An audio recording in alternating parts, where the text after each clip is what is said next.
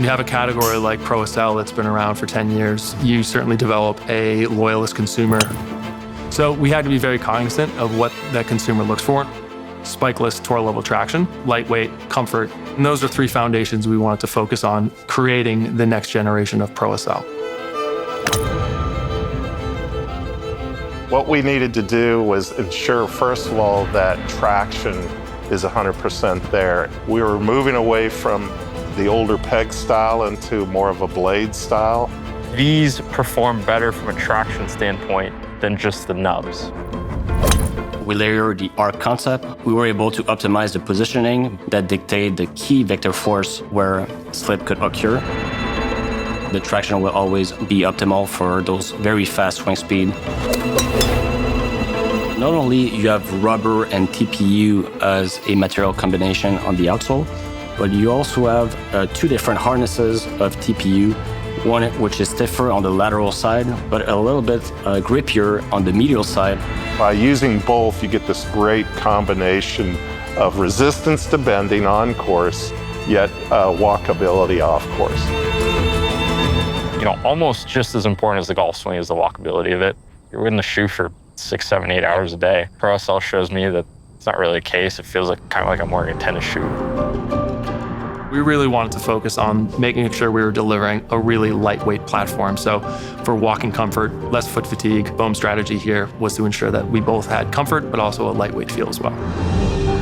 The big thing for me, it's the right amount of stability versus flexibility. I move a lot during my swing, obviously, and it lets my feet kind of move, but also having that stable connection with the ground. Working with our tour elite players, elite amateurs, we were able to pull some data that actually showed us how the biomechanics of a golfer's feet move throughout the swing. And we felt it was a great opportunity to incorporate a new technology called Z-Tech. The Z-Tech is a mesh, very mobile, very flexible as a base. Then on top of that, we added specific zones of reinforcement, and we also put hot melt on top.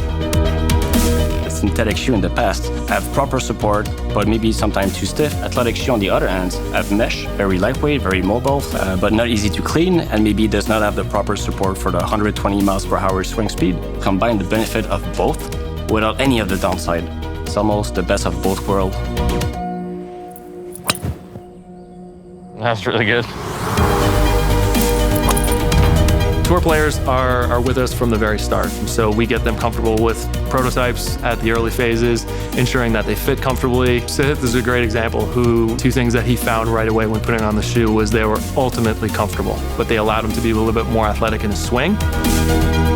Rigidity and stability are associated, but that doesn't have to be the case. And I think the Pro-Outsole is a great example of that. I can put pressure into different parts of my feet if I'm working on certain stuff with my swing and trust that, that force is going to be outputted the right way.